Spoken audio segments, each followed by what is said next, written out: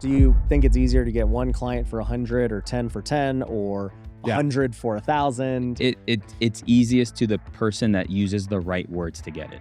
Pricing psychology is if it seems cheap or competitive, chances are people are going to overthink that price point. If it's priced pretty high in the marketplace that you're in, probably people are going to perceive that it's probably better. When I first launched my coaching program, it was $2,000 for an entire year. Damn. And I actually, excuse me. Okay. That's a Kevin Hart thing. Dang, dude. I went from 2 to 10 to 12 to 15. And now at this time while we're doing this, it's sitting at 25. You're the typical like content creator of like soul message to one offer. Yeah. I have 20 offers. Yeah. Right. Well, I mean, which I think the only thing between my approach and yours is you have a sales team that could have a conversation in between the content and the offer. Yeah. That's the only because now even as I've added someone to do sales, now I'm like, you sell them whatever they'll buy, So yeah, but you're still only selling one niche of product. Yeah. I sell 10 niches. Sure. And his main offer before was real estate.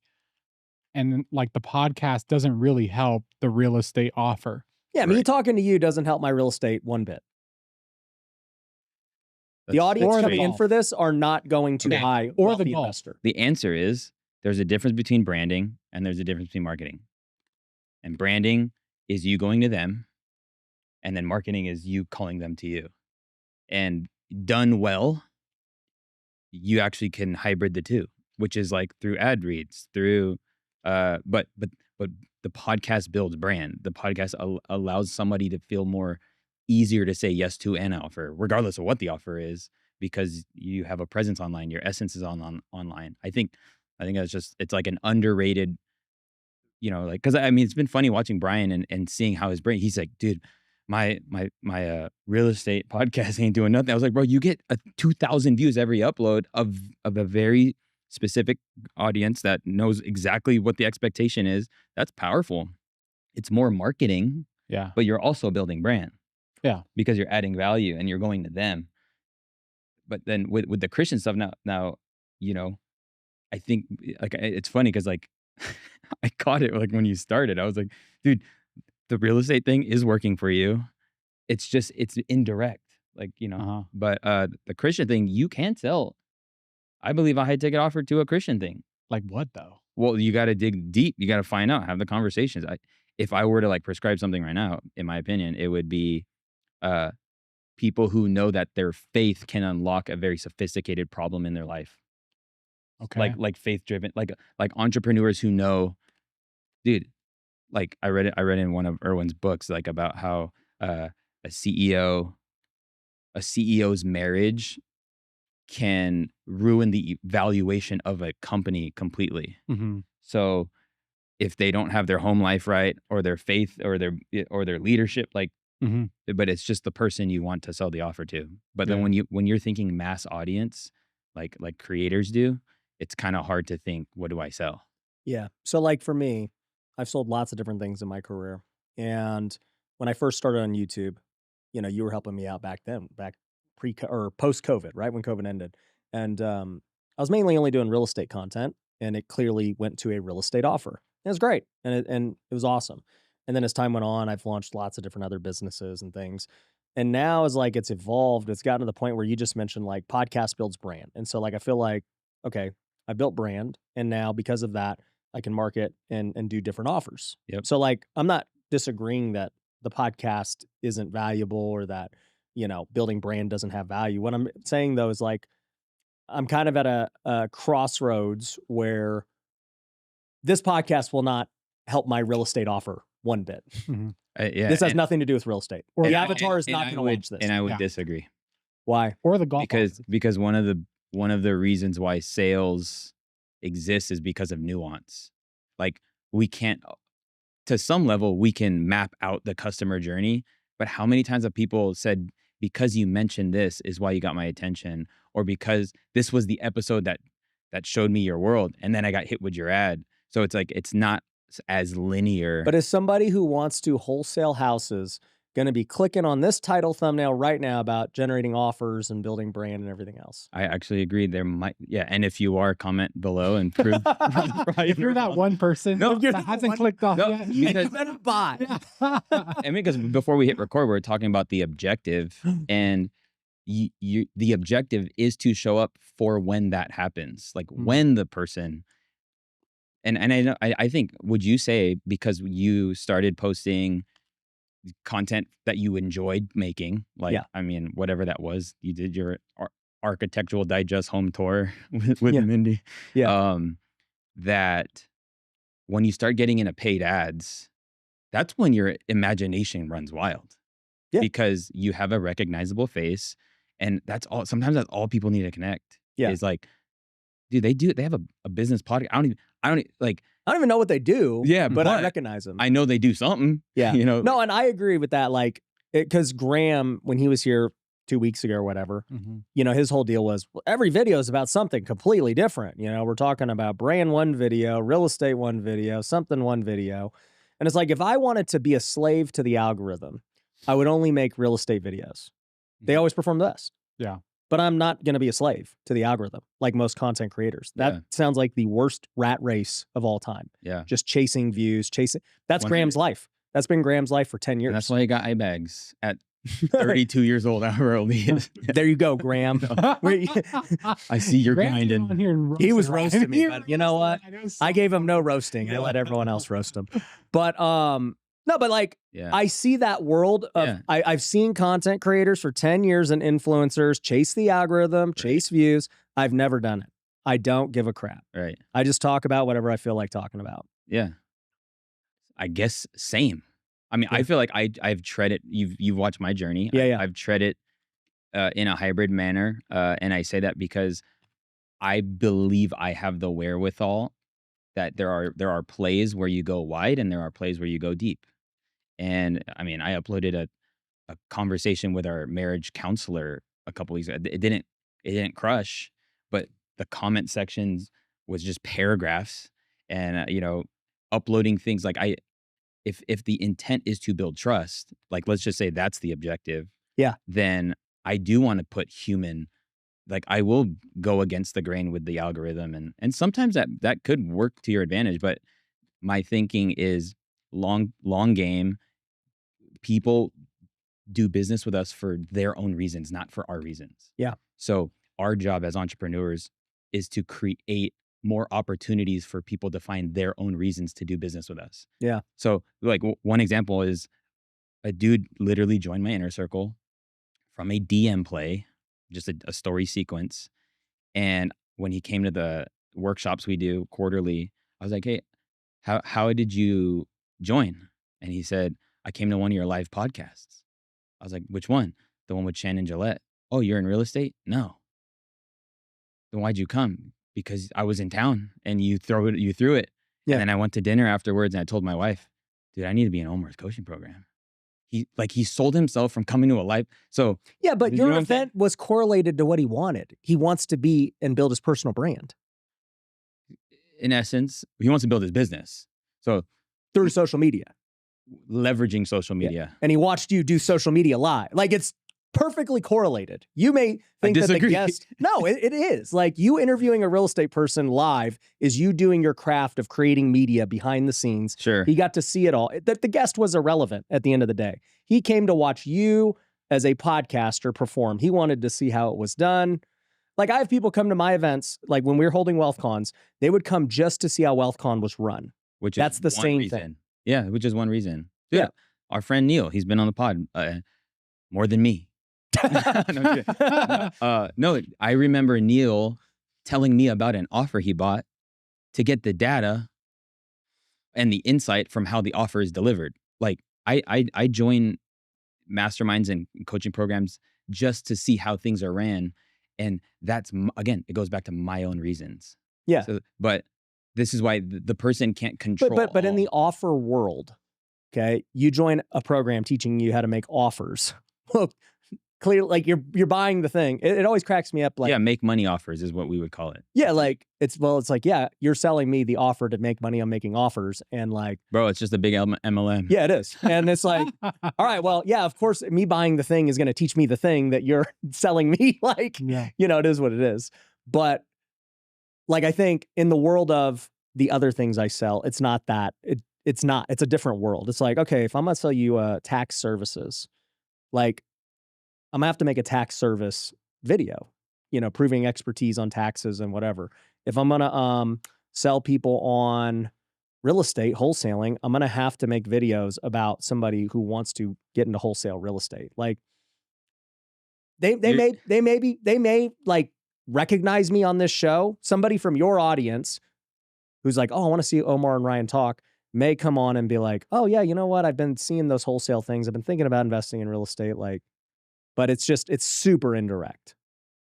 Oh, yeah, I know. I think we'll just agree to disagree. Hey, if you're looking to get started in real estate investing, then you need to use our Cashflow 2.0 system. We give you all the motivated seller leads. We give you software, one-on-one coaching, and everything you need to start your real estate investing business. And we've seen so much success from our students with the system that we are willing to guarantee it. So if you want to learn how it all works and how you can get your first real estate deal today, go on over to wealthyinvestor.com and apply. Someone from our team will get with you, and you could have your first deal within a week once you get on this system. So head on over to wealthyinvestor.com and we'll see you there. I have a friend, her name is Macy. She teaches women how to sell. Yeah. And she gave herself the permission to just go all in creating content. Like phone, when she's putting on her makeup, all that, like, it's like she is showing up so much online. And when I told her, I'm like, dude, I love it. Like you're killing it. I love how you're just like not overthinking it. She said, Omar, you have no idea how this has changed my life. In my mind, I'm like, make more sales. And she says, no, my coach calls have a higher show up rate because people respect me more because they're seeing me more consistent.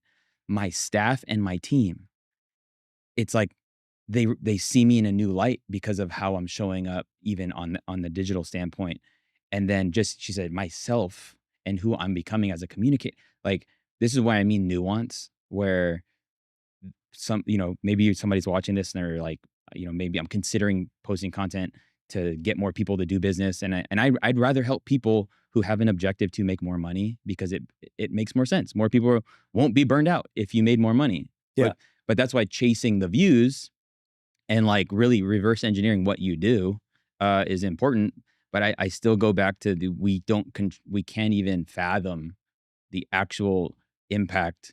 One thing you can say in a podcast you had no idea would have struck somebody to like then make the next step, Yeah. But I get it. I get what you're saying. Like, yeah. But you're giving yourself at bats by showing up. Yeah. Because you just said, I got to post a tax video for it to make sense with a tax offer.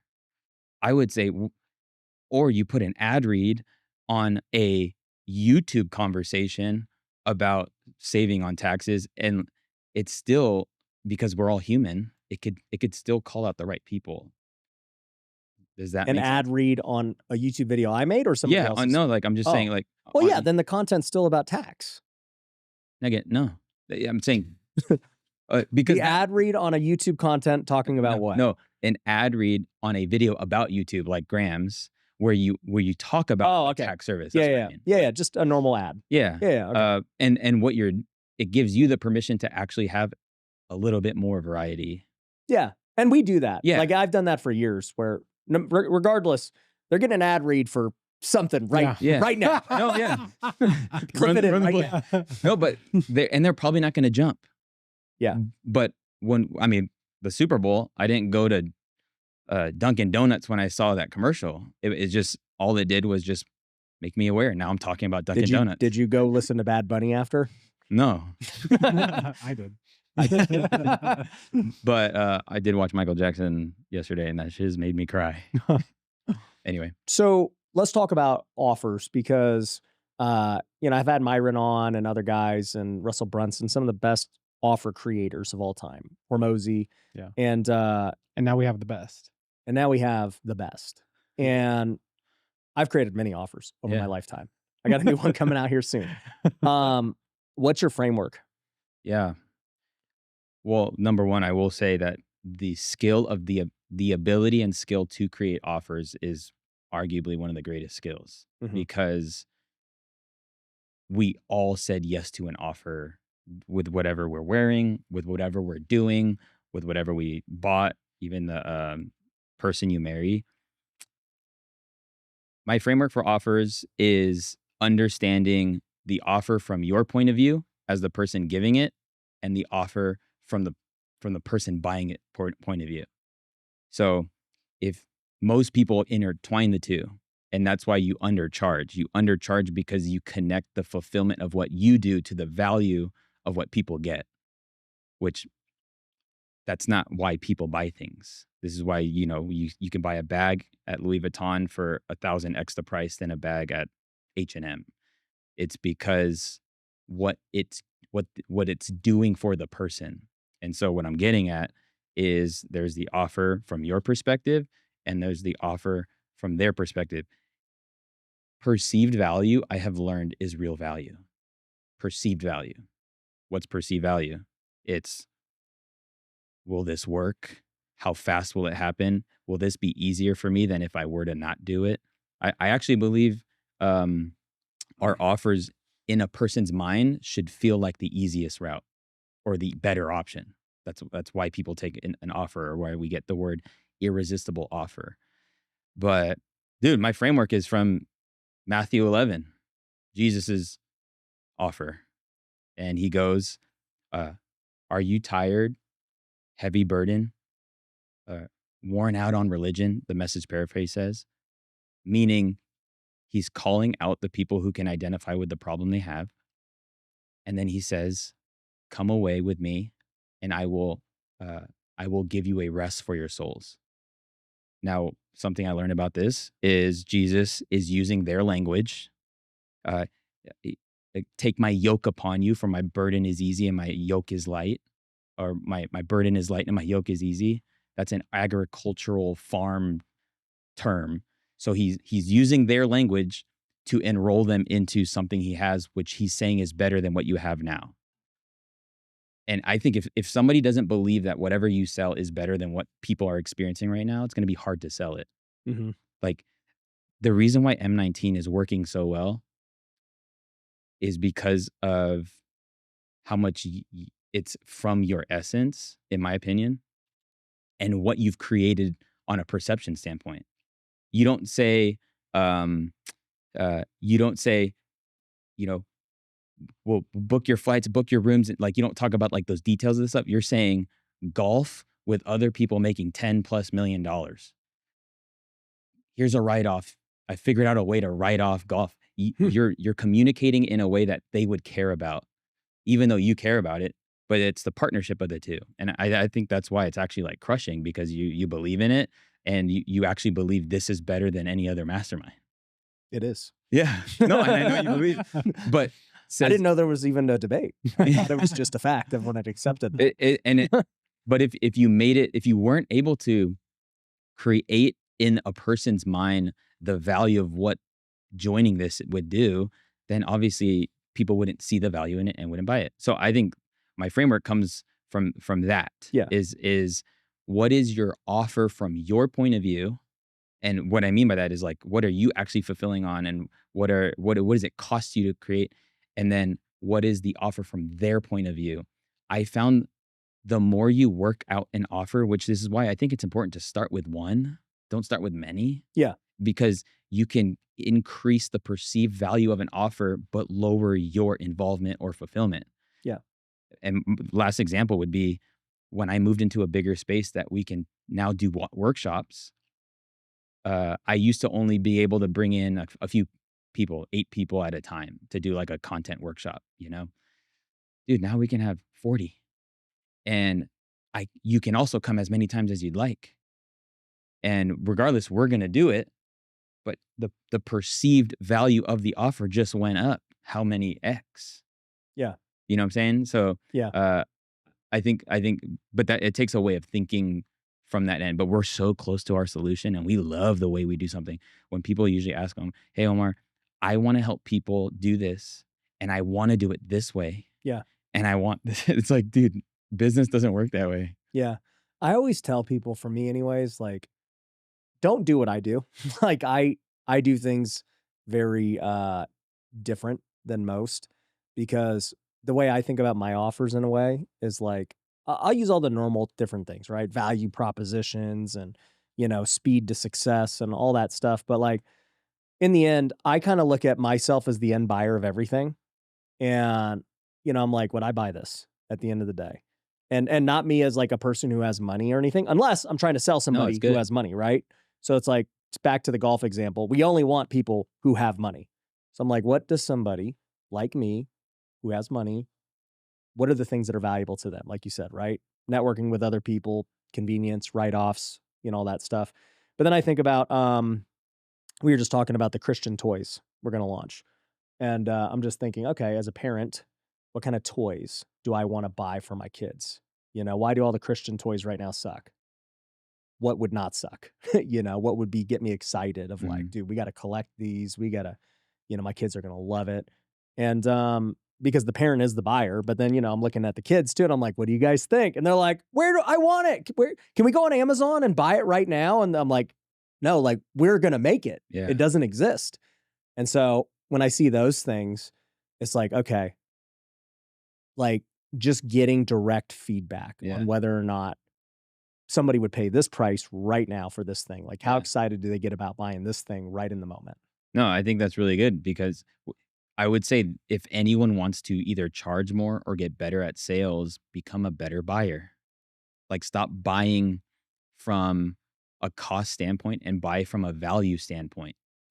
And value is articulated, right? So when I think about the toys, dude, I'm thinking about the conversations on a daily basis that you're having with your kids. Yeah. Like right now, Russell, who's my 2-year-old, all he's doing right now is because he's like all about Spider-Man. Yeah. But he's all about Spider-Man because they've made it much more accessible and easier to bring it into my home. You know what I'm saying? Yeah. Like, or I'm a bad parent. No. Like, I mean, his pajamas. He's got Spider-Man pajamas. He's got, the little. There's the Marvel movies. There's a Spider-Man and Friends. There's the Sony Pictures Spider-Verse, and then we got the little magnet thing that you could put on the speaker now. Yeah, they have so many variations Yeah, of Spider-Man. but they've made it. Dude, even those the meme. What are those called? The What? Memos, dude. It's like it's a very analog way of having a boombox right now. It's a toy. Oh, it's a boombox where you get the character. It's a physical thing, and you put it on top. It has a magnet, and it reads the story. And like while a kid plays, they could change the story. Yeah. I'm just adding Yeah. $100 million to your kid thing. Oh, I you only saw phase 1. Yeah, no, but this, this thing, it's really cool. But I say all that to say back to what are people thinking when they hear it? And then, what's also just as important as the offer is the vehicle in which the offer is given. And so selling something on YouTube is different than selling something on a Zoom call. Selling something on a Zoom call is different than selling something on a one-on-one sales conversation. Like the context an offer is given a lot of times can determine the value of the offer itself. Yeah. And you've seen this because you've thrown on live events, and it was best to throw on a live event to invite people into something because you got to architect the environment in which the offer was given. We don't always get to do that with YouTube or, content, but the idea is that informs when a person does buy in some other context, whether it's a Zoom call or an in-person thing, that you could trust us with whatever your next step is. Yeah. So let's talk about old Brian over here. So Let's he's go, having baby. trouble creating an offer. Yeah. You're Yeah. such a Let's good start example. helping the people. No, Yeah. yeah. So how does someone start? What's the first step to creating an offer? Well, no, let's just go use you as a real world example. No, you like. Well, yeah, I'm trying to help the audience. Yeah. Yeah. No, Well, I mean, but they're going to learn by learning from your example. Can you Yeah. share your context right now? Okay, so I'm 35 years old, bald, got 5 kids, freaking just weak. I can't bench 225. Yep. Hits else at do you wanna know? 230. No, I mean the context of your content situation. Oh, okay. You feel underpaid right now with your content. No, I don't feel necessarily underpaid, but I would like my content to make more money, so then I could pour more money In other words, into the stuff, content. yes. Yeah. So I want to like make more money just to make more content. So right now, Brian is, for the audience context, he's an unpaid co-host here. I'm an right unpaid now. co-host. He Brian just freaking grifted me into so then he's got his old real estate channel I got my where he old real used to, estate but he's abandoned it. I've abandoned it, but it still makes $1,000 a month, even though I haven't posted in like 2 months. But it was doing great. You had It was like how doing many great. subs? I have 35,000. Yeah. out. Yeah, and you're Yeah. talking about Google AdSense. Yeah. Yeah. Which I always tell people, like, that's not the goal. That's just like a plus. Yeah. Like, I'd wow. say it's a sprinkle. It's That's like nice. salt and pepper. Yeah. Yeah. Dude, I would say crush it at content. Take your Google AdSense and then throw that in paid ads, and then it just becomes like a crazy little thing. But paid ads into what? And $1,000 ain't gonna Yeah. do nothing. Okay, so But hold on. Then he's also, for the audience, he has a Christian channel which he's really passionate about. Yeah. That's popping I'll off. show you. right. It's killing it. Yeah, and it's popping off because Hundreds of thousands of views. Millions. Millions. No, yeah, you send me this screenshot every week. Every day. Can we post this? How many subs you got now? 45,000. 45,000. And only how long? I started in September. Yeah. So yeah, no, it's so cool. 7 months. And you're about to $13,000 from Google. How much are you paying to sustain this channel? Right now I have a video person that's on salary for 2,500, and then like travel. That's about it. Oh, dude, so you're in the green, like your YouTube Now, stats. yeah. Okay. Yeah. Well, he's not in the green though from his time perspective. Yeah. From It's like like a time perspective. Yeah. So And I want to just grow it even more. yeah, no, for sure. Okay. Your question is, how can you monetize it more? Yeah. Okay. I guess my general question is, how does Yeah. someone start to make a good offer? Yeah. So I think it starts with who you want to serve in the offer. Mhm. And most creators that do volume, they take that energy and they want to do volume in sales. Like they want to sell all their audience on something, so then they bring it very low ticket, but like the world doesn't work that way. There's always less on the next step, right? Like Jesus said 25% of every room actually gets what's being put down. So like you can always assume that every time you ask people to go to the next step, hey, get on the newsletter, that's 25% less. Hey, we're doing this thing, that's 25% less. At this thing, we're doing this, that's even. So I would say, what are you willing to do to make more money? As far as show up, or you want to make t-shirts and sell them and hire somebody to like, when I think about offers, I want you to think about, what are you willing to do? Are you willing to jump on a call once a week? No. Are If you it's a one-on-one call, yeah, but I don't want to do group coaching. Yeah, okay. Are you willing to facilitate a community where you necessarily maybe aren't showing up, but then you are bringing people to that community? Maybe, but I really don't want to do a community. Okay. I want to get out of the He doesn't. education space. No, yeah, no. I want to, this is my thing, right? So I did education with Ryan for so long, right? Yep. I want to build I don't want to say real, but Alex Hermosi says a real business. That's something that has value, that could be sold, that's reoccurring, that's not attached to my face and me showing up. Yeah, but Alex's business was an info business too. It is. And everybody's It still attached. is. Yeah, It I mean, is. and he's the Mickey Mouse of his company still. It is. Well, not of like the companies that he buys and runs. Like none of us know. We only know acquisition.com. No, sure. Yeah. So I just want to build something that's not, I'm the guru and I got to show up and all this stuff. I don't want to do that. Then stop doing YouTube. Like, So this is okay. I'm glad you brought this up, okay. because this is the dilemma I've been recently like experiencing, where I have these other businesses that don't require me to show up on YouTube at all. We just run ads. Now I got to show up to make ads. Yeah. Right. But M19, I literally can make no content Yeah. and it'll murder it. Yeah. I could just run ads and it'll murder it. And I'm just like, dude, the content race is a hamster wheel of chasing the algorithm for normal people. Yeah. For sure. Should everyone do content? No. Do you think everyone should be a business owner? Yes. Okay. I believe so. Okay. Do you believe everyone should at least try? Yes. Side hustle, Uber something. It just depends on their goals, but yeah, majority. I think everyone should try. And I mean, Yeah. just because you don't know, you didn't know you were an entrepreneur until you like tried something, Yeah. you know? Yeah. I think content is the same way. Yeah. It's just like, should everyone be a content creator or create content? No. Should everyone try? I think so, because for some, it's very fulfilling. You can reach a lot of people and help them. And when I think about myself as a steward of what God's called me to do, I think about my watch time last year on YouTube, which I got 85 years of watch time in 2025. When I think about impact, I think about like, dude, I just multiply time. Well done, good and faithful Omar, bro. So should everyone, I'm manipulating time. 10x that shit. Do you bleep him out? He has the way on his chest and he says 10x that. Okay. So where were we at? The offer. Yeah. Okay. So you want an offer that has nothing to do with this. Kind of, yeah. Okay. He just wants a roofing business. No, I'm serious. That's what he is. like. We've had real business. Yeah, we've had is like it all real these estate now that though? Like, Exactly. He wants another. He wants another. My real estate right now runs, and I don't have to show up. The people don't know who I am. Yeah. That's why he's an unpaid co-host. Yeah, that's why he just chilling. I think probably me and Ryan would probably want you to leverage what you're doing here to maximize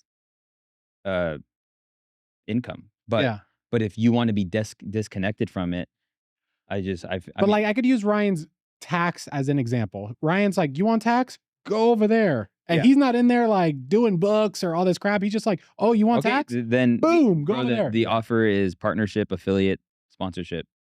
Yeah. Okay. No, but he wants to own a business that he can sell one day. Yeah. He wants an exit. I want an exit, and I want something that can make a lot. Because even his real estate business is not sellable. Right. No. He wants to. But I like that it's a business that's not relying on me. No, and it'll always be around. Yeah. Which I'd love to unpack that, because sometimes your reasons aren't. I'm not saying you. I'm just saying sometimes we want something way out there. But like, let's unpack it. Why do you want a sellable business? Like, is it the idea of like riding off into the sunset and like no longer having to work? No, I think it's about putting your time in something that is worth something, instead of being on a hamster wheel of like, I gotta sell every new month. I'm starting at zero. I gotta keep selling. I want to build something that has reoccurring revenue and is more safe than like a high ticket sales business. Yeah. I mean, they all have their own.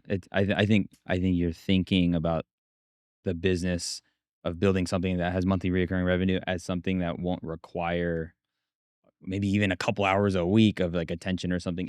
Because here, I think this is also what I've realized being in both worlds.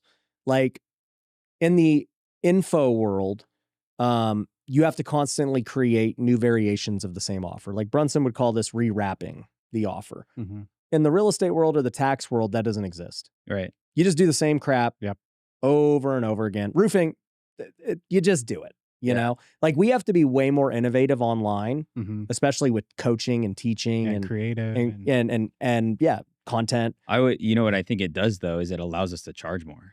So like, I know a couple tax people in our world that sell their service as a mastermind or coaching program. Yeah. And so they're able to charge 30 or 50K for a $300 service that TurboTax does, in essence. Obviously, you're selling it to a more sophisticated person, but the content allows you to be able to do that. The skill of being able to create the perceived value, the skill of being able to share why this is one of the greatest investments you can make. And I mean, we're both in the info world, so I'm not like saying it's bad. I think it's great, but that's not what he wants. Yeah. Because those tax guys are, once again, they're on a hamster wheel too. Yeah. They're chasing algorithm, chasing views. So the biggest difference is, when are you wanting to make money? So I believe I'm making a lot of my money now. And I'm just being very smart with what I'm making now, because my owner's intent isn't to sell my business. I'm making decisions not with that in mind, but I am making a lot of money and it's super high profit and I'm being smart with that money and I'm putting it into real estate and we're doing all those things. Mhm. What you're thinking like make money later, which actually is being underpaid for a very long time in hopes that with what you do to build a business that has, equity and all that stuff that you can cash in one day. Yeah. But that recipe or that equation is out there for you. Mhm. But there's something in me that still makes me think that you want to enjoy what you're building or have pride in what it is. Yeah. So I think Davila. I also get honestly though, like let's just say with real estate, I don't care. Like I love real estate because I've done it for so long, but I don't care to be on calls with sellers and contractors and go to the houses and look at them and all this crap. It's just going. Right. Like before this podcast, we walked in there and you saw them doing a team No, meeting 100. on all their But how deals. long did it take for you to actually get it to that place? 2 years. No. You've been doing real estate. I've been doing real estate for 10 years, but it didn't take me But it took 10 years to do that. Yeah, it did. It took you 10 years to learn how to get to that point. Yes. It's the law of compounding. Yeah, bro. Sure. You couldn't have started day one and 2 years later, you just start. Oh, yeah. Sell that as a program. In Yeah. 2 years, I'll be able. So Brian Davila's 2 year Yeah. zero. But to I nothing. believe, bro, I'm not even talking about that. But the point is, because I've helped other people do that quicker. in less than a year. So it doesn't take 10 years to do that. That's what I'm saying. Yeah. That's just, I've been doing this But for it took so you long. 10 years. It did not take me 10 years. But the point is, I want to build a business that's not relying on me. You I have that. cannot It's show your real up. estate business. Exactly. Literally. But I want to build another one. Yeah. But That's one that now not you can relying sell. on me, that I could sell, or even if I don't sell it, but it's just a business that's going. Like my father-in-law, he makes bottles, right? Very sad. He's on his deathbed. He's been, sick for a year. The bottles haven't stopped. Right. The bottles keep growing. It keeps going and going and going. So I've done education. I've done the communities. I've done all that before. I don't want to do that again. I want to build something that can just run without me. Like I know Ryan loves his tax business because he's not on calls like, oh damn, let's figure out write-offs. It's April 24th, like it's just like Greg handles it and it's going and it's great. And it's building value. And people do taxes no matter what. No, for sure. Rather, if you want to or not, you're going to do your taxes. All of us are going to do your taxes. Insurance is and the they're going to same have to do way. it every single year, Right. rather we like it or not. So I just want to get into that type of business. And I'm just wondering if there's something like that I could attach to my content. I think it's whatever you think your people would need. Yeah, I got to think about. Yeah. So if someone's But starting an offer, you're still gonna be on the hamster wheel of having to produce that content and chase the algorithm. Are you willing to Yes. even commit to that? I'm willing to do that because that's okay. I just don't like the other stuff. Yeah. Well, Yeah. dude, there's a difference, by the way, between knowing I like offers, creative crafting stuff. offers, Yeah. and like starting a business, scaling it, and then selling it Yeah. one day. Those are two different. Exactly, yeah. My philosophy on business now, based on what you're talking about too, is that you have short-term and long-term businesses. Mhm. Okay. And when I say short-term, doesn't mean you're going to only have it for a short period of time.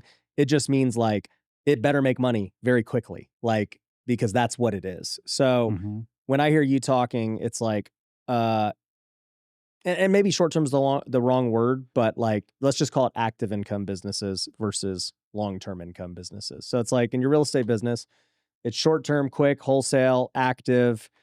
Now, granted, you don't have to do anything, but it's just going to keep producing that cash flow. But long-term of it is only as good as each year it produces. Like it could start, stop, whatever, but you're not building for anything in the future with it. It's just whatever money we make this year, let's try and do it again next year Mhm. and the year after and whatever, right?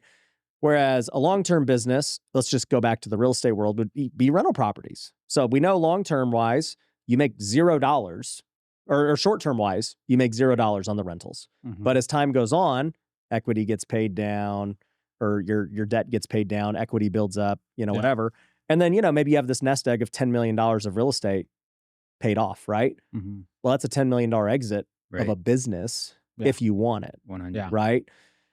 On the flip side, right? Tax, why it's attractive to you, or insurance, they're compounding long-term businesses where they're really hard to build at the beginning Mhm. because, dude, it's like, it's not a 10K high ticket program or a 30K high ticket program 120 or a bucks. 20, 30K wholesale fee, Yeah. Right. it's $1,000 a month Or 150. or 100. Like it's just stacking people over and over again and then keeping them for the long haul. But then you look up and you're like, oh, you know, we have this business that's doing 5-10 million a year and it's worth a lot because buyers know how hard it was to stack those customers.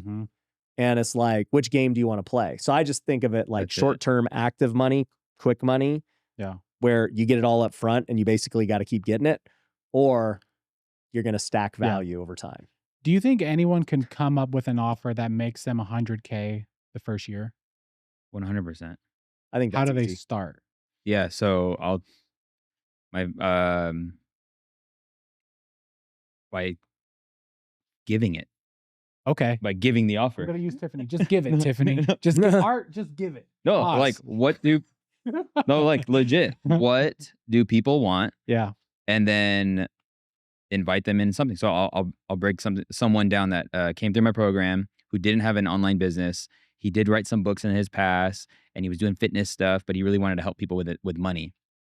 And so his name is Jamil Frazier, and he just did the thing. He like launched a podcast. He sent out an email, you know, to his list and said, I'm doing this thing. If anybody would like to learn more about this. In his first challenge that he did, he made like 90K. And then that allowed him to get more data because then he's serving people. And the goal isn't to like cash in too, by the way. Like the reason, if the energy is to just like cash in and then right into the sunset, you're going to lose out on perfecting that offer. Cause like, just cause people bought it doesn't mean it's as good as it could be. And I really believe like even the offer I give when I'm doing a challenge, it's literally one of the greatest offers of all time. I genuinely believe that. Hell yeah. And Heavens, yeah, my bad. Heavens, yeah. And so he then does it again, Uh-huh. which I mean, he made the 90, so there's that. Yeah. But then he does it again and he like did like 5. Yeah. And then he started going into like the DM strategy. Dude, Jamil in his first year and a half is doing over $1 million with an offer that he created. And here's what's so cool about it. Yeah. The offer came from his imagination. Heck yeah. Okay, so now I want to challenge you Go. to actually give us the steps. That's a great testimonial. I get it. He just did it. Yeah. But how does someone start? Give me tactical advice. Okay. How does someone start an offer? You didn't know that You say start Omar's an middle offer? name is philosopher. Let me tell you about Philanthropic philosopher? No. He just, his imagination, he Yeah. manipulated time Yeah. and he made $1 million. Yeah. I get that. But if Art wants Nostradamus. to put the camera down and Yes. make an offer, or Tiffany, or someone listening to this, if they want to start, what's their very first step? So let me tell you about. That's what you guys think I'm doing, but I'm literally giving it to you. No, you're saying just start. But like, okay, let's just say, okay, I'm gonna give you a hypothetical. No, I'm going to give it to you like as real as I could. Okay. Okay. Are we saying the person has something to offer? Like, Yeah, Tiffany. We're gonna use Tiffany. okay. She and does mortgages. She does mortgages. Yes. Okay. Tiffany Hill. So Reach out to her. so her offer is she will qualify you to buy a home. That's like the offer. Okay. Or do you want to sell something else? Okay. Because we could sell financial services. Okay, but we'll just use a lender. Yep. Yeah. People listening to this, service It's gonna based get provider. people alone. yeah, do you want to give people a loan? Okay, so then the conversation is what you guys would know the conversation is, and is how do you get in front of more people? Or how do you tell people that that's what you do? So I'll break it down with, there's 3 steps in this manner. So it's number 1, unlock infinite content. That is, you should, if you are good at what you do, you should be talking about around the things of what you do. But now we're talking about marketing. We're not talking about offer. Yeah, but we just said, I think Brian wants to create a dude, new offer. I think you think offers are something. And offers are nothing. Offers are nothing. Look, literally, an offer is an exchange of words. Yeah. Right. Okay, wait. But let's say, I'm gonna use her offer as an example, Yes. right? She wants to help people get pre-qualified. Okay, so this is what I Nobody would do, wants to Tiffany. get pre-qualified. Yeah. Nobody wants that crap. That's It's the because- last step they Yeah, want. and then this goes back to words. People don't buy what you sell; they buy what you say. Yes. So the word mortgage is a scary word. Pre-qualified. Yeah. Check your credit. Like these are Yeah. all words people run from. But what are words that people run to? And I would say, Dream like, home. dream home, first time buyer. Is this a good time to buy? Wealth. Sure. Yeah. So what I would tell Tiffany to do is I would tell her it'd be worth reaching out to your phone book and let people know that you are taking time this week to do something. Like, it's when I said that when the offer is given, or the invitation, which is also another word for an offer, when the vehicle or the container it's given in is sometimes more important than the offer itself. Yes. So she needs to ask herself, who in her world right now would benefit from just knowing where the market's at, or knowing what's possible, or knowing this neighborhood's available. If she had more of a following, I would say work on a signature presentation or a masterclass, because this is how I scaled my business part-time. Is I created a Zoom call that breaks limiting beliefs around the thing, around the offer. So for her, she can come up with 3 or 5 limiting beliefs. Where do those come from? A lot of times they come from people you've already helped. So like if she was helping, I mean, if you helped somebody get pre-qualified who was in debt, okay, that's a limiting belief. I can't buy a home because I have debt. Yeah. No, here's this person's. Yeah. So then you invite people to this call and you break their beliefs, and then you say, hey, if you would like, it costs you no money to know how much you can afford. And then I would say book a call here. But I think you just slowly drifted through the process of marketing and sales, but we never addressed offer. Like, for Brian, he needs the actual offer. He already has distribution. No, you want me to hand a business on a platter. No, I want you to I'm tell trying the to give you listeners. There's going to be thousands of people listening to this. Like, so what I'll say is, like, example. We're off of me. No. So, like, let's just bring this back, okay? Yeah. If anyone here already has an existing business, everything you just said is great because you taught him marketing and sales. Yes. Okay. Brian has no existing business. He actually has marketing and sales because he has distribution with his content. He lacks an offer.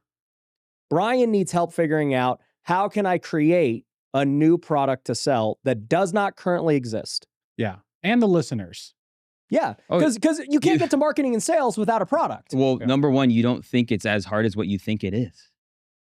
Because an offer is literally an invitation. Okay. So everyone who is listening or watching this, yes, you have an offer by sending out a text to somebody and saying, do you need this? I'm doing it for this. But how do you come up with this? Exactly. Yeah. So how do you come up with this? You're still talking about marketing. Great. Yeah. You come up with this when you understand what people need. So okay, so to start coming up with an offer, you have to figure out what people need. Correct. If you want people to buy your offer. Okay. Because if anyone just wants to say, this is what I'm doing. Okay, so again, Brian, I want to get off of me. Yeah. Get off of me. No. I'm gonna give you the answer in 20 less minutes. Okay. So here's the deal. Okay. You have distribution of a Christian channel that is absolutely dominating. Okay. So you actually have the hardest thing to obtain. I think Omar's point is valid in that creating the offer is easy. It's getting distribution that's hard. You already have that. Okay.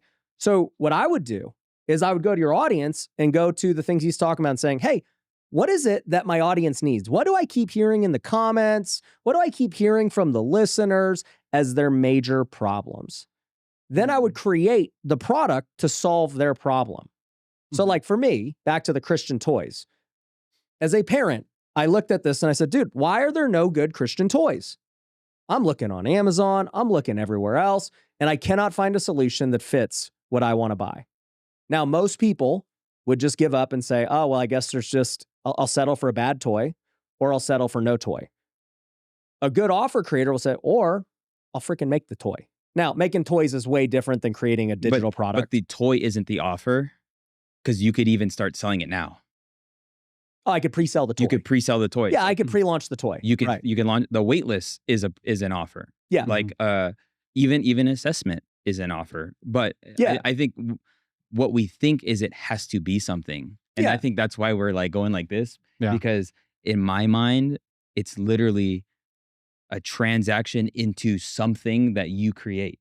Like, and now based on your channel, it sounds like biblical literacy or theology is probably the biggest void, and that's why they're watching your stuff. Yep. Mhm. But which goes into like, people don't know what to believe. People don't know. They're looking for a leader. They're looking for something. And but you have an offer by saying, I'm starting the wait list is the offer. Mm. The for proverbial community is the offer. It doesn't have to be actualized for it to be delivered, I guess. Yeah. Is what I'm trying to. Yeah. So you search, or you But think he's of the still going to problem need to first. figure it out at some point. For sure. And he's going to have some and then you kind of have- product with a price Yeah. Yeah, at some point. And you So also, start with problem. You figure out what your audience's problem is first. Yes. That's There we how go. I always do. There we go. That's how Are we I just do. talking about how to start a business then?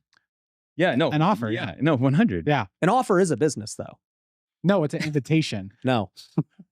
What he calls invitation, I just call marketing. Whatever you want to use the word. Yeah. But at some point, there is a product that people, I call it a lead you monetize. generation offer. that's marketing. But it's lead still an generation. offer. Everything's an offer, to your point. Yeah. But if we're going to use normal business terms that any person in business would recognize, that is a marketing strategy Yeah. to get people aware of the product Yeah. you sell. Yeah. Okay. So first you figure out the problem. Perfect. And then how do you come up with the product and price? That's a great question. There we go. I'm getting us somewhere. I want Yeah, I want anyone that listens to this to be able to come up with a product offer and make 100K in first year. That's what I want. I want Art's beautiful self. Like, I want him to be able to be like, you know what? These are the 5 steps. But I First, think figure out the problem. you rejected his options for you, where Right. he's like, hey, make a community around this, charge, whatever you want. Hey, Yeah. make a, Bible literacy, thing, or affiliate, I would do that. logos or I would do whatever. that. Right? BOSU or something. Yeah, like you can affiliate them and make 100K. Yeah. You could create a community, but you don't want to do any of But those. what I offers. want to make sure that Tiffany and Art realize that, like, if it's just about making the money, Yeah. and it's not about like the skills on how to get there, then yeah, you literally can sell. Let me fix your garage and make. But I think because I am going general business, but I think you're in the online. Yeah. Okay, Yeah. so And I want to get off of me because Yeah. I'm good. yeah, are you good though? I'm I good. think you're good. I know. I mean, you asking me every time we golf, what do you think I should offer? I know. What should I offer me, dude? What do you think? Yeah. What do you think? And I'm like, well, Yeah, so you identify the person and the problem they have, Yes. and then Step 2. the step 2 is what payoff look like? Uh-huh. So like what? What is the result that the person's going to get? Yeah, Okay, so problem first. Step 1, identify the problem. Step 2, identify the solution that you're. payoff. Let's do Gotta it. get We're it. tell creating the a result framework. that they want Yeah, There we go. of the There problem. we The go. problem, the desired result, your offer's in between. Okay, perfect. It took us a while to get there, but that's a good What's framework. happening right now? Am I making sense or no? No? Oh, I guess Like, I'm no. Art's been hanging around Omar too long. I hear you. I'm with you. I do think you because I've seen you go from the real estate podcast and it actually doing what it's supposed to do. Yeah. And you not believing Not it being was doing. fulfilled by it. You And don't. not being fulfilled by it, and I didn't Yeah. come up with And the at the solution. end of it, but do you see how like, and I maybe it's because I just care about you, No, Dude, no, you- but the fulfillment, like he wants to be fulfilled in the work, but then he wants to build a business that has no like. I fulfilled at actually, work. now that we're talking through this, I know exactly what happened. Okay. The moment we stopped doing education together, your desire to do that show dropped. Yeah. Because before, you're like, oh, by doing this show, people are clearly funneling to this thing. It just made They're more changing sense. lives. In your mind, it just Yeah, made sense. it was And then the clear. moment that was gone, you're like, what the heck is the point of this? Like, Yeah. it doesn't do anything Yeah. for me. Okay, so what's step 3? This Problem? Yeah. Solution. What's the next step for I would someone say- making an offer? What's the Ascension. process? Ascension. What's the process you 10x. get people to hearing your offer?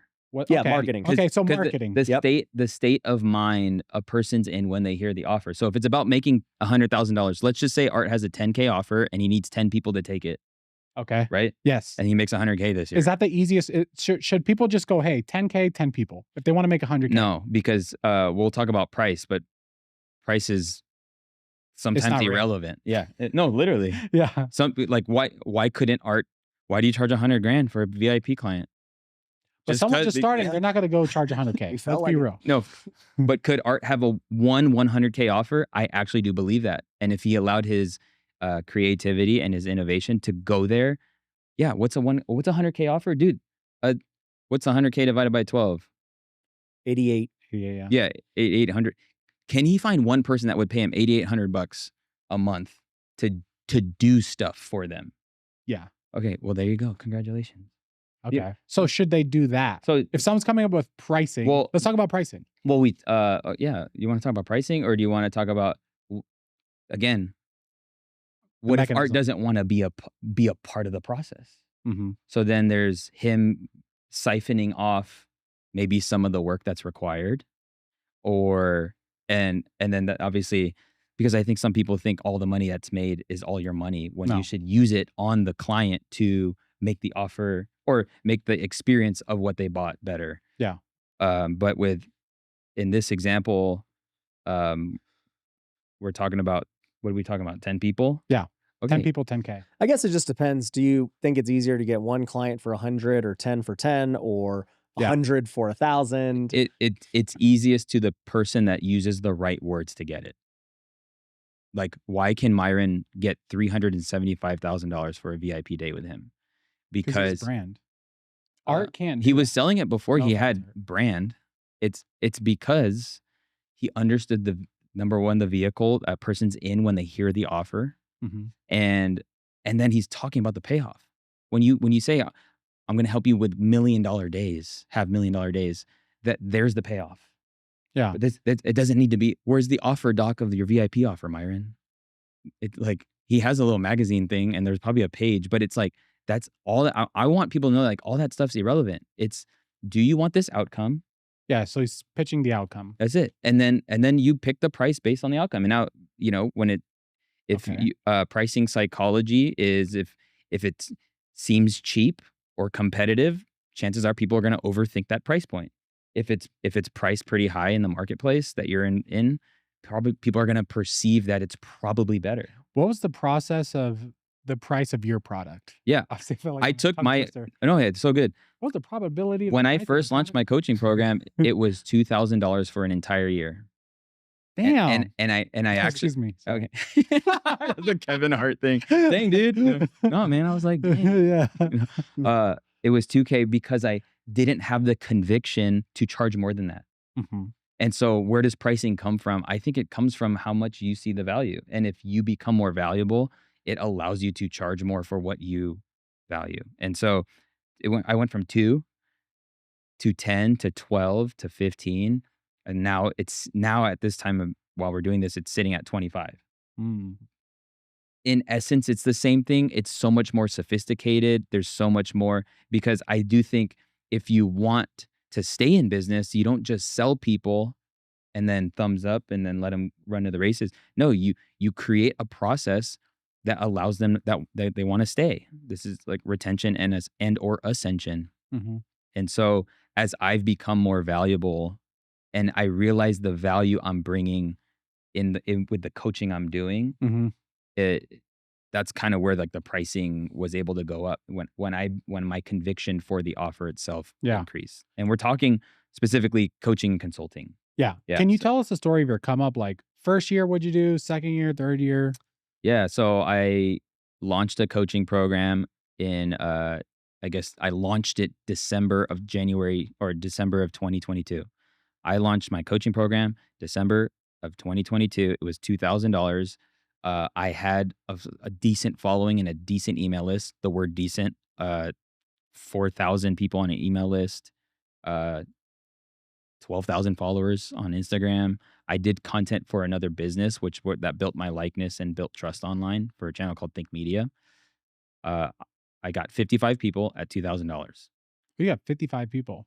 Yeah. Dang. And the way I got them was just sending emails. I did a couple web classes, and I said, I will coach you for an entire year for $2,000.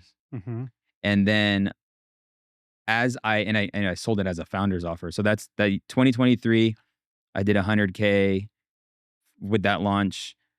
I was testing offers. I had an offer called Dialed in a Day where I would come in and I would set up people's studios in one day. Yeah, I remember when you did that. Yeah, that was like with the gear included, usually was about a $30,000 day. And I didn't like that because a lot of times when you fulfill on an offer, it creates the next problem. Mhm. And I didn't have the wherewithal or the capacity to solve the next problem. The next problem was you give you the studio, but then you have all this tech support you need. Mhm. And I was like, I'm not trying to do tech support. So I just kept working this offer. I joined Myron's coaching program that year. And then 23? what? You joined Myron's? It was $55,000. No, I'm saying what year did you join? Oh, 23, yeah. 23, got it. And he was like, this is where my brain broke. Because I used to think that more meant more valuable Mhm. when really less means more valuable. Yeah. So he tells me, do a shorter coaching program. I was like, well, what's shorter? And he's like, I don't know. I was like, 90 days. He's like, great. And I was like, okay, 90 days. He's like, I was like, how much should I charge? He's like, just charge more than you did. I was like, $3,000. He's like, great. That's then- where you get it from. No, and then he was like, run the play. And then so I go and I run it. And dude, I made this. I got 34 people at $3,000 for a 90-day program, which is 4x the value because I have the time. Mhm. Now, in that, I learned about how I personally want to package my coaching, and that's because I'm transferring skills. I'm transferring the skill of content creation, the skill of sales, the skill of being able to teach and sell at the same time, one to many. And I realized that like that's very valuable, but I'm not answering the original question. With the 2023, I'm just trying to tally it up. 2022 or 2023, I probably did like 350. That's good. In 2024, that was my first $1 million. I think we did 1.2. Dang. And then last year, 2025, we should have started the conversation with this because then people would have cared what I had to say. And then 2025, last year, yeah, we did 3.2. 3.2. Yeah. Dang. And then we are here about to hit May. He looks And- at his AP. We're about to hit May. He doesn't say He's May. not even looking. Yeah, He's it just- doesn't even say the month on there. He's like, It doesn't. It just says the 28th. No, I think right now we're sitting at 1.4, and we're just Yeah. and I got a life, and I'm home by 2, and I golf almost as much as Ryan, if not. Do you get paid to golf yet? yeah. Yeah. No, I don't, and that's Yeah. why I love M19. It's Well, like what about your come up? Can you tell everyone like your come up? Oh, bro, mine was way worse. Dude, I went to my first guru event in 2018. I went to 10X GrowthCon here in Vegas because I had just retired from baseball. So I retired in the middle of 2017. And I was like, so what do I do with all this free time? Like I was already flipping houses and, doing baseball simultaneously. I was like, I literally have like 6 months that I never was in town for the first time in my entire life. I was like, I should just like be a real business guy. And so, and that year in 2017, just playing baseball and doing real estate, I made $750. So like, I didn't need to like create an offer. I was just like, I'll flip houses and I'm good. But 2018, I get invited to GrowthCon and I'm sitting in the second row. This one of my friends, contractor, I'm grateful for him. His name's Nick. He was like, hey, I got this second row ticket. It's like $10,000 ticket. I'll give it to you for free. And, let's just keep doing business together. I'm like, cool. sweet. So I'm sitting in the second row, bro, and Grant's coming out with fire and just like Literally and figuratively. literally, like I'm like, what is going on right now? I've literally never been to an event. And I remember seeing all these guys who are now friends of mine, but I had no clue who they were. Like freaking Brunson came out and freaking Milet and just all these guys. No clue who they are. And everyone in the crowd's going nuts. And I'm like, a bunch of like fangirls going crazy for these people. Who are these people?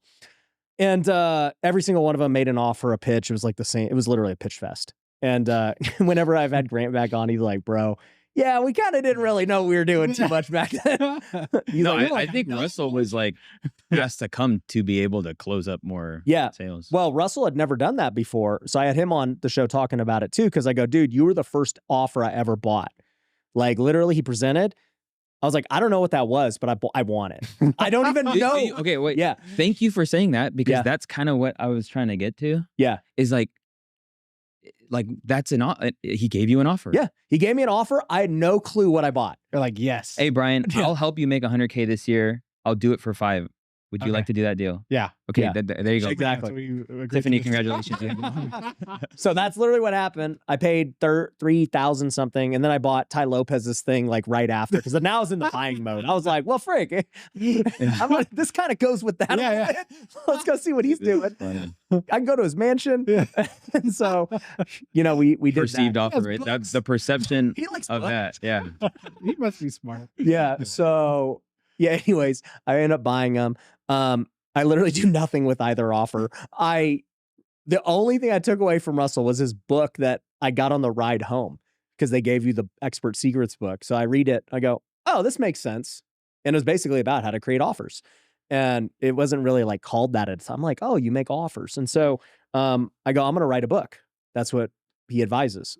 And I think this is where Brian's like, hey, like a lot of people just need to be told what to do. When we're super vague, it's bad, because like people need limits. And so Russell's like, write a book, make a course, do this. And I was like, okay, I'll do it.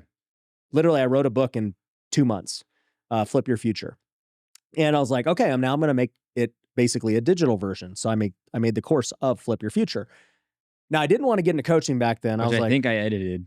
Yeah, you probably did. Okay, good. I don't know. So anyways, I did that. And then I was like, you know what? I don't want to coach people. Like, I just want to print money selling courses and selling books, like completely passive. It was not passive. So, I ended up like, I sell books and it was like a couple $1,000, nothing. I actually looked at it the other day. That book with no promotion or anything has made like 60,000. Oh, wow. Since 2018. Dang, that's good. I know. I was like, for something you did once. I did it. I wrote it once. Yeah. But obviously it's made millions from right. the byproduct of it. Right. But the course, dude, I launched the course. It's $2,000. I literally sold one. Damn. I sold one course and nobody wanted it. I didn't run ads. I didn't know how to build funnels or nothing, but literally nobody bought it. So then at the end of the year, I made my first real offer, and this guy was the first guy to ever buy. And I was like, hey, it's $3,000. Come to my office, 10 people only. And we spent a full day at my office. And, I taught him everything I knew about flipping houses. So my first year in coaching, I made $31,000 basically. Oh, that's cool. Next year, 2019, I discount the course because I'm like, okay, people don't think it's worth this. So like, let's So what was Mindy? Yeah, like let's run a Black Friday special or something. So I start selling for like $500. I make like 10 grand off the course. The book doesn't. I mean, it makes whatever, probably a couple thousand or something. And then at the end of the year, I basically had made 10 grand again that year, but I made 2 million in my actual business. I was like, well, my actual business flipping houses. And I was like, maybe I should just run that event thing back. And so I was like, I'm just going to throw a trip to Big Bear. I had Airbnbs. And so I was like, 10 people, $5,000, room and stay included in my cabins. And it sold out like that. He came to that and other people came. And then there, I made an offer for the first time. I go, guys, I'm thinking about doing a coaching program. It's going to be 10 grand for the year. Like, I don't really, let's just do it. And so maybe a couple people sign up from that and then I launch it. But long story short, going into 2020, after that year, that year I made 50K at that event, and then I made probably 15 grand throughout the year. So I went from 30 grand to 60 grand to then the next year in 2020, I launched a coaching program for the first time. But it wasn't even that I really launched the coaching program. I got on YouTube. Okay. And I got on TikTok and I actually started doing content, and I'm like, yeah, it's 10 grand. And then the content led to, the first big year we did, what did I do that? Like 700 grand or something. Yeah. I mean, I'm hearing the journey and I'm like, dude, there's so many things that we know now that would have done differently had you known, which is like, that's part of the reason why you read that book, was because Russell gave you a high ticket offer to want to make you feel like you needed to read the book home. Yeah. Right. So like sometimes an offer is like literally just the opportunity for people to pay attention to the information. When you say you shot a course, dude, the only thing that takes a course from a course to a program is number one, using the word program and not course. Yeah. And then number two, maybe you add a couple calls a month. There was a lot I could have done. Yeah. But I think what I'm hearing with the story is like you were making offers. Yeah, no, for sure. I made offers. Hey, we're going to Big Bear. Hey, you're coming to the studio. And then you were able to ask for more when you created the environment for a big ask to be made. Yeah, and I think I had distribution with content for the first time. Because before that, like I think with my YouTube, even if I didn't have a $10,000 program, I would have sold a lot of courses, now that people were following me and watching the content. Like I lacked marketing. I didn't have any. But I will say, to your point, I love making offers.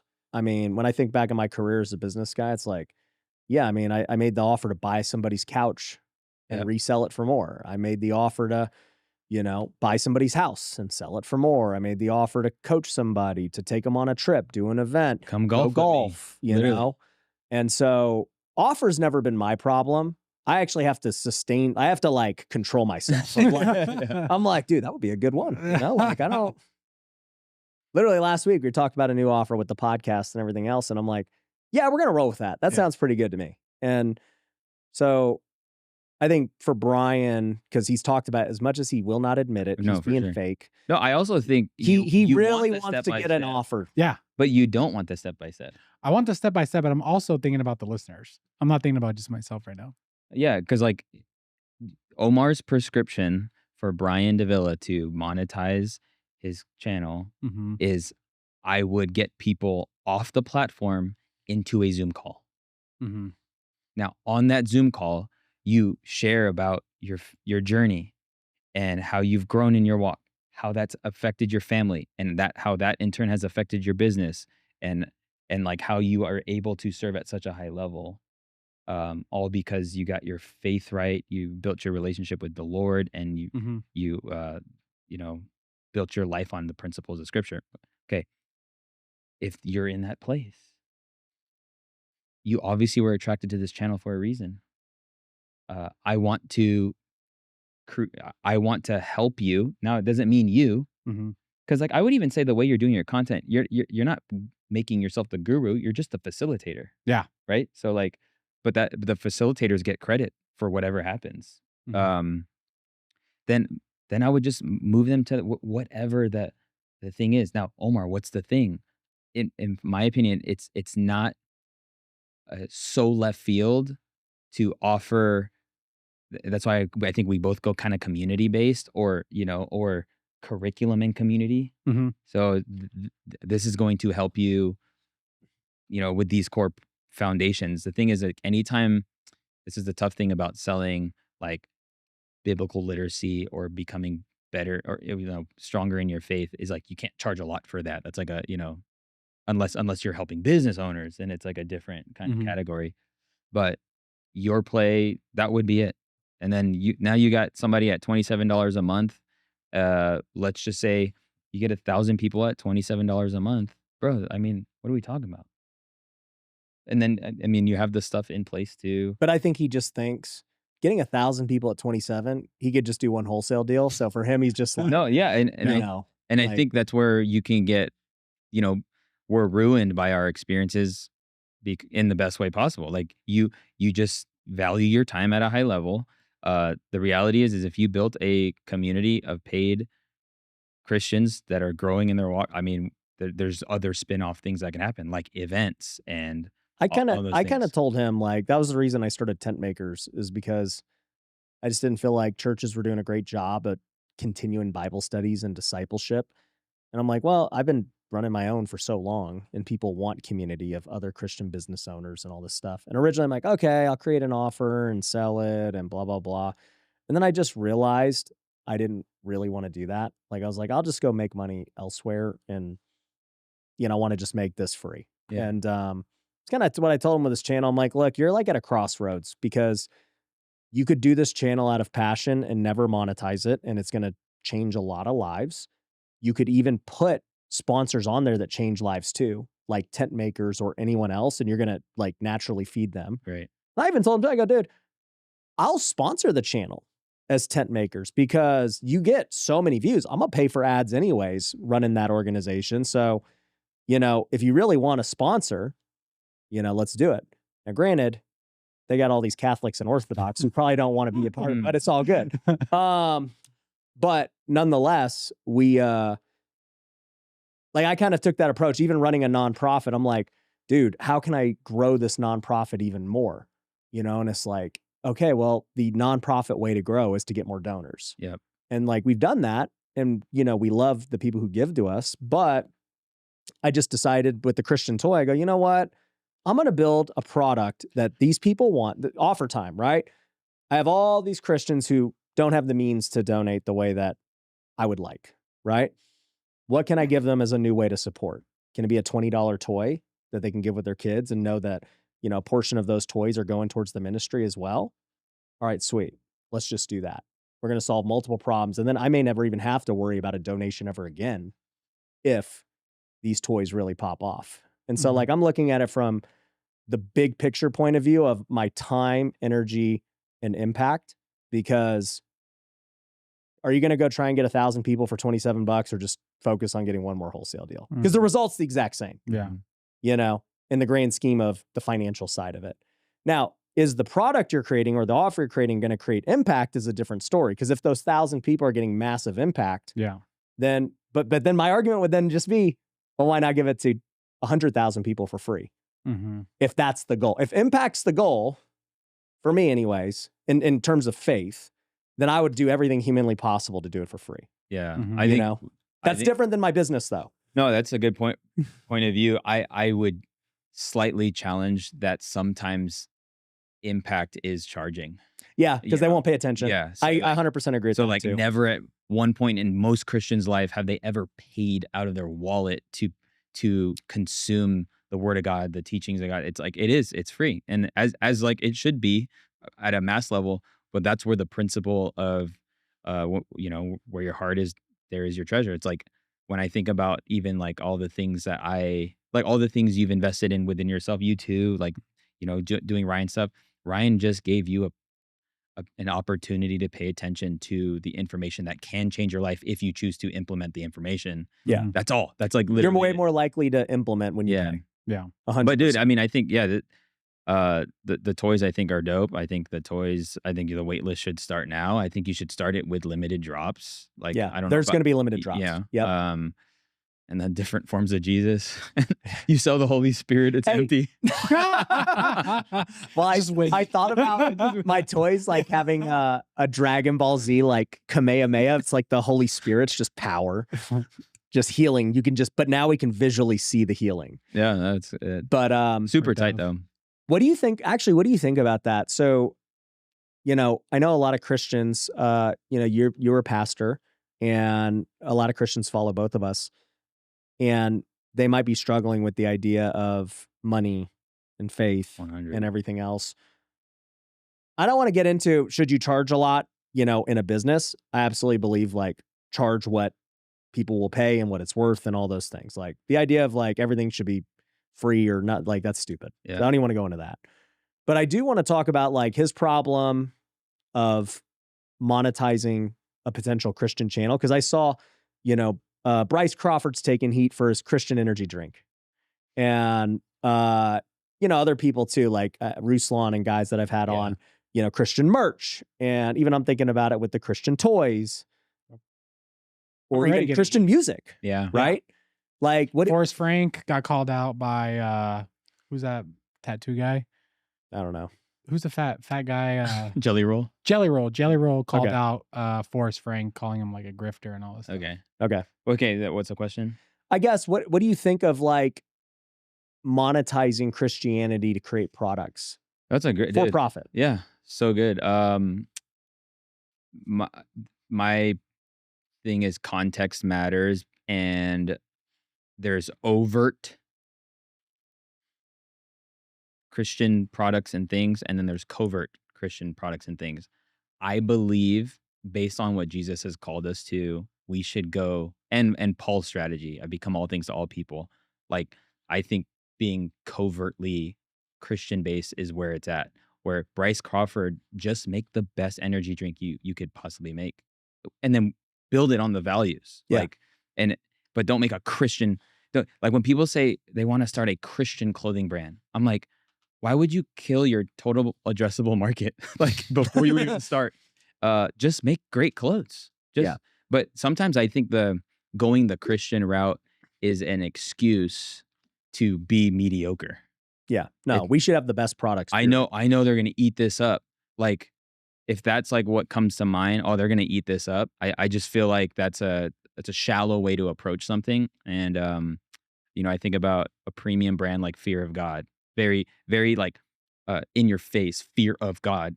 And Jerry Lorenzo, the designer and creative director or whatever, he's very outspoken about his faith. But dude, his clothes are in high-end premium store. He charges a premium price. Yeah, non-Christians buy it. Yeah, it precedes. It's broken into culture. Kendrick Lamar is wearing his stuff. Justin Bieber wearing his stuff. So my thing is, going back to impact, I actually think real impact is making something for the world and then let them find out that, So I have like two things I'm thinking about with this. One is, I agree, like your just normal everyday product, should represent Jesus. And so like I think about Tax or M19, to use the examples we've been using. It's like they're not Christian products. This is not like a Christian tax service or a Christian golf group. But do we have a lot of Christians who are there? Are many of our employees Christian? Are you going to hear people talking about Jesus and the gospel? For sure. Yeah. This podcast is no different. This is not a Christian podcast, but like it's just going to be everywhere, regardless of, if that's the reason you came or not. Yeah. Right. But then on the other hand, I think about the needs of certain Christian products. For example, there are people who do want Christian clothes. It's like, dude, I want a cool shirt that Jesus saves. I want a cool shirt. There are Christians who want to buy that. Yeah. It's like, I would rather wear that than Gucci. Sure. Right. Then there are things I think about like Christian music. And it's like, well, yeah, somebody's got to make the Christian music. 100. Like, I'd rather listen to that than the alternatives. Right. It's a great point. Then I was thinking, even just at a deeper level, I was like, okay, Bibles, I have a Maxwell Bible here. This is a Maxwell Leadership Bible from my friend, Steve Weatherford. And Maxwell's making money on that, some way, somehow. Yeah. Right. And he has a nonprofit arm. So I don't know the logistics, but either way, money's being made. Employees are being paid. It takes time and energy to produce this Bible. Then if I look at like the biggest Bible maker in America, at least, is Zondervan. Yep. They make amazing Bibles. They are a for-profit company. Regardless of if they give any of it, it doesn't matter to me. They make great Bibles and it's a need. Yeah. And I think about even the toys we're building. It's like people want Christian toys that are good, not junk. And we are going to be giving a big portion to nonprofit. But even if we didn't, like it would still be a very important thing to create a good Christian toy. Yeah, and this just falls in line with, like, I think when it becomes about business, it enters a new category of it's okay to make money. Yeah. It's okay to do something in order to make money. Like if you wanted a shirt that said Jesus saves, but a demon worshiper made that company and he just had all the numbers in place and the right marketing and all that stuff, and Christians bought it because that's all they were looking for, way to go. Built the business. Yeah, I didn't even think about that. But I was like, yeah, actually, I don't know. I wouldn't want to buy it if I knew that. But yeah. But they could. They could. And it's kind of the same. I think it just is the same idea. I think at the end of the day, if it becomes a business idea, then it just steps into a different category. I guess what I'm getting at too is like Christians get a lot of flack for creating Christian products, from what I see anyways. And I'll get flack and I really don't care. It's irrelevant to me. But it got me thinking, just from a philosophical, why can't I say that word? But from the standpoint of, is it better to create a product like the Zondervan Bible versus just some random, everyday product, right? Like, which one is the more meaningful product, right? Yeah. Because I think one would get a ton of hate for monetizing Christianity. It's like, okay, is my Christian toys, are they going to be more impactful because of what it actually is. They are Christian toys that are going to be everywhere and Yes. people are going to have them versus M19, right? I'll get way more hate for the Christian toys, regardless of the financial standpoint, yet You they're think actually so? probably the better product. Well, It's so weird, huh? That like Christians hate on Christians more than anyone else. Especially if you're going to make a business around it's Christianity. because the word Christian has its own meaning to every single person. Some people think it's a scale. How much are you Christian?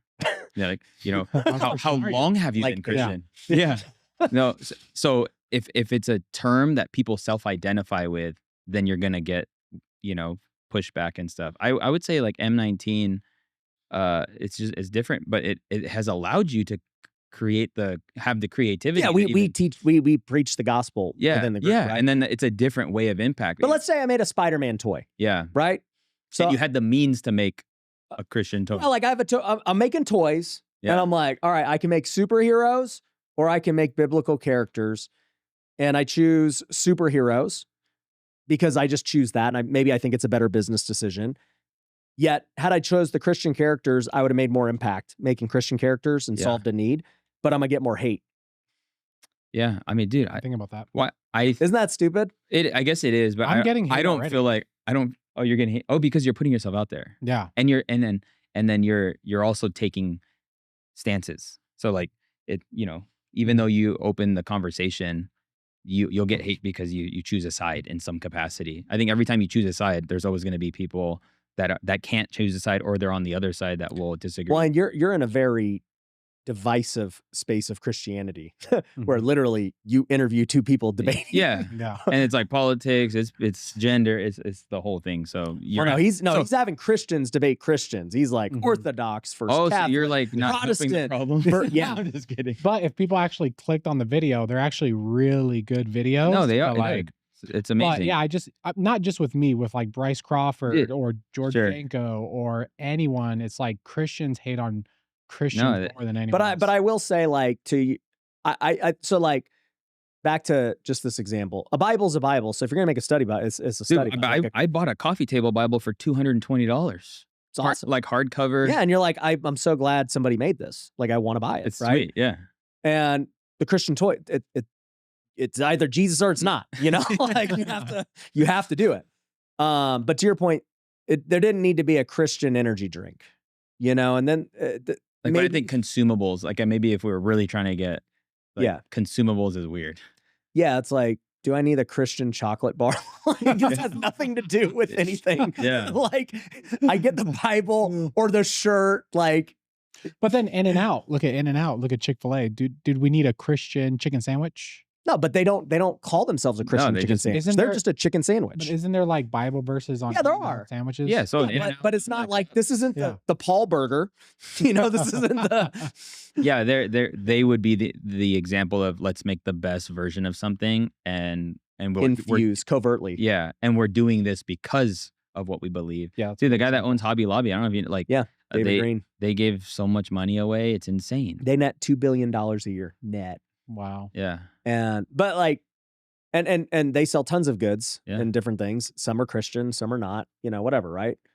But it just got me thinking of like, I don't know. It's just this paradigm. It is. That I'm about I think to it's enter, and motive. I'm like, huh. I think it's motive, and if you know that this will help more people than bring hate, dude.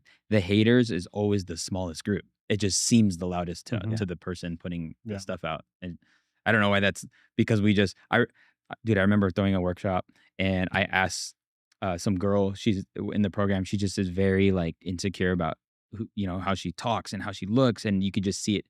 And I literally said, "Who here thinks she's beautiful?" Everybody just go, "Oh my God, let's go!" And then she said, a guy who was texting during that moment, she goes, "Dude, he didn't clap his hands." I was like, you literally had a whole room give you an applause for how you look, and we do that. We just, before you even make this thing, you're even considering the haters. But isn't it funny how we're giving them consideration? But yeah, that's just I think a lot of times we just gotta lock in. Dude, I know a lot of people, just because I've become more money oriented in my content, even, like, for sure, people think I'm Dude, my own family, bro. Low-key, my own family thinks I'm just like this greed dude. Yeah. And I'm like, bro. So I think if you feel like you're supposed to do it and Yeah. impact is measured in many different ways. It's not Yeah. just volume, it's also depth. Dude, I feel I have experienced a new level of fulfillment helping people make more money online in many cases than preaching. Yeah. And it's because I'm like helping them like have a different life experience in their home and create a world for their family that's completely different. And that has opened up their heart for me to friggin', you know, Yeah. hand it to them, you know, and it's cool to see people realize that the faith journey is a part. It has to be a part of the business journey. But then if we're marketers, we got to use what they care. What do they care about right now? Yeah. They care about making money, saving money. They care about building an audience. They care like these are things they care about. And it's honestly the Would you build an audience before offer or offer before audience? it's great. I think it depends on the offer. And you know, Christine Morel, when I asked her that question, she said, "Run ads straight to the offer because you'll get instant feedback." Brian's case, He has audience he already. has audience. But which one do you feel more handcuffed to? And Yeah, I mean, I went audience, then offer, yeah, but like that's much harder to do. it is. Yeah, and it actually takes a long time. So if it's about building a business, you don't need an audience to have a thriving business. Right. You just need a great offer. And that's why he wants like a roofing company or something that like doesn't require him. But then he's over here like, but then Hey, I want to monetize my We'll pay. We'll pray over my roofing company. Will pray over every shingle. we will The so winds if blew, you the want- storms came. So look, the new roof is 12,000. If you want a blessing with the roof, it's 13.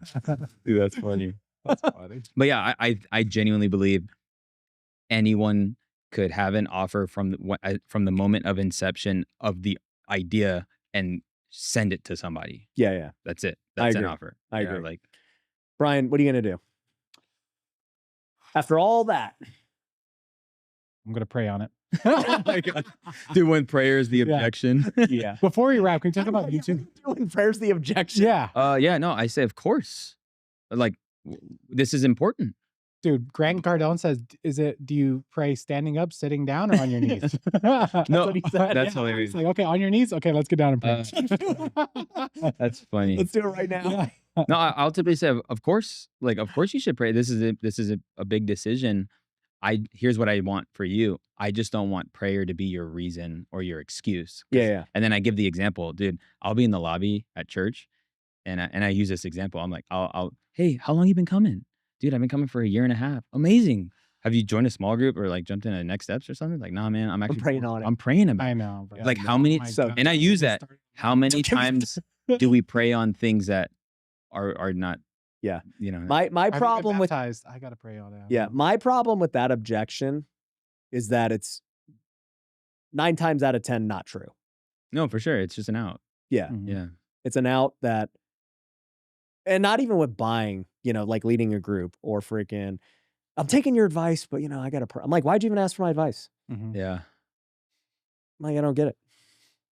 And It's very interesting. yeah, but honestly. I hate that objection, even though like it is valid in the 10% that it's Mhm. actually, and really, I guess it comes down to that person's fruit, because if I know they have good fruit, so if I was like, hey, dude, I think we should do this, and you're like, hey, I got to pray on it, I'd be like, okay, like, I trust. I've seen Omar's life and his fruit and all these Sure. things, so like, he's legitimately going to pray on it. That he's not convicted right this second. But then if it was Joe Schmo who doesn't join small groups or has low commitment to anything in life, he's like, I got to pray about it. I'd be like, you definitely need to start praying more. That's number one for sure. Number two, yeah, like, have you ever done anything after prayer? Because it doesn't look like it. Yeah. Mm. No, and Your fruit doesn't say that you react to prayer at all. I think that's where people tend to over spiritualize business and over spiritualize decision making. When if a decision is good inherently, like if a decision is for the bettering of your future, or if the decision's going to help more than just you, Yeah. then I would argue it doesn't need much prayer, And I think that comes down to how well you know the Bible and God and your faith, because a lot of times people just they don't even know that it's good. Right. Sure. You're like, dude, like, what do you mean you shouldn't serve your wife? I don't know. Like, huh? Like, where do you draw? What do you need to pray about? I don't know if I really should serve her like that. I'm like, you are an idiot. Do you know what the Bible says? And like, one of my favorite parts of the Bible, by the way, is how often they say fool. Yeah. People get all mad when I call people fools. I'm like, dude, read your Bible. You don't want to be a fool. It's It's like mentioned many times. it's like descriptive, not prescriptive. Yeah. But Ryan's like, this is my prescription. You're a fool. Yeah, dude. What's cool is it all works. It's actually deciding. Mhm. That's the only way you'll know. Yeah. So just pick and go. Pick and go. What about Test. YouTube? What about Test. YouTube before we wrap? What's going on with YouTube? Dude, it's actually very interesting. YouTube has completely changed for people who've been on it for a long time. And even from the consumer standpoint, like I don't enjoy going on YouTube as much as I used to. And it's because the algorithm is serving you a current interest, something that you're into right now, Mhm. not people you've grown a relationship with online over years. So if I subscribed to you years ago, I won't see your content if the content itself doesn't fall in line with my current interest and what I'm currently clicking on. Interesting. So what does that mean? Well, the reason why YouTube is doing this is because they always want to give the new person a shot. Mhm. That's like the biggest thing. The more people if more people feel like the longer you're in this is the only way you'll win, then it's going to ruin people's ability to even try. And so now more than ever, you can grow and reach a lot of people quickly on YouTube with a brand new channel because it's interest based more than it is audience based. And so that's kind of where it's at right now, but you could still win. Yeah. Like it's still, the principles still apply, title, thumbnail, first 30 seconds, your intro. I have a 3C YouTube intro framework, and it's clarity, it's credibility, and comprehension. When you confirm that people clicked on a video and it's the right video, and you give them a one-liner or a quick thing on why you're the person to be able to give them this information. And then comprehension is actually like giving something right away, which will release some dopamine and endorphins, it'll make them not want to click off. It'll make them actually want to stay. So this is why CEOs are crushing it in YouTube right now, is because they have the experience to teach on certain things, and they have a way of delivering it in a way that you're really just multiplying time by watching someone's insight from being 30 years as a $500 million CEO. Like that's really crazy. Like you can actually like consume content from that, side of things. But Now, last question. After the hook and everything, if you're doing a podcast like this, hour plus, do you think it's better to just like be scripted and have like this path of questions and, angles that you want to go down, or free flow like this where it's just raw? great. I think it's about order. So I think, Because we don't do that. yeah, no, I think you should start with clarity and specific about one thing, and then the dynamic of a conversation in and of itself will add nuance and dialogue and all that stuff. But I wouldn't go random early on because you don't want people to think. So you're okay how it flows after the first Sure, 10 minutes. because we earned the ability to flow. Got it. So if it's about leveraging the algorithm right now, we do want to be as clear as possible in the beginning of it, just so that people like they blink and they're like, oh snap, I'm still here after an hour 30. What do you think about, you said leverage the algorithm. What do you think about making content for the algorithm versus making content you enjoy? If It seems like a fight for it many is, creators. I think it'll always be a fight because creatives are artists and they want to put their painting and they want people to buy their painting, but you have to hang your painting inside of this art studio, and this art studio has a process. And so, you know, I think finding a rhythm that's healthy for you to feel like you're putting out your creativity or your art. One thing I would encourage people with is you can do like one for me, one for you, one for me, one for you. So Mm. if it's like make a video for the algorithm and then make a video because you felt like making it, I think that's totally fine. Okay. But random never worked. Yeah. So I would, it's kind of like playing that game, that if you want to win here, then play by our rules. If not, be disappointed, you know? Yeah. Well, dude, where can people find you? Learn more about one of your workshops you talked about, online programs, stuff like that. Yeah, I'd say just follow if you want to get in the space of offers, making money online, building your personal brand, just follow me on Instagram and YouTube. I put great content, and then I mean there could be a link if you want to Yeah. learn other things, and then Ryan will get an affiliate if you choose to buy. There we go. There we go. I know we keep saying we're gonna do affiliate. We just never do. Just like there it is. Dude, you're successful because of how much money you leave on the table. I do leave a lot on the table. They're like, why don't you do that? I'm like, it seems like a lot of work Yeah. to get an affiliate link. Like, dude, you know how many Amex credit card points you have? You could be doing all this stuff with it. You could be going to Paris for free on first class. I'm like, I could just buy it. Yeah, I could just pay for it too. And not think about it. Whatever. Yeah. No, thanks for having me on. Love you guys. Really, I think so much of having a business and having people to process decisions, to golf with, to pray with, I think it's honestly a blessing, and it's really cool that I can call you guys friends. Yeah, appreciate you and your friendship and everything over the years. And it's awesome to see, just how you've grown the last 5 years from working in a company to working at a church to launching your own business to now helping other people launch their own business in just a very short period of time. And so I think that it's important for people to know you are the best testimonial for what's possible Sure. for anybody, So kudos to you for making it happen, dude. Love you. Love you guys. All right, we'll see you. Peace. Hey, thanks for watching the last episode. If you enjoyed it, make sure you catch the next episode that's playing right now.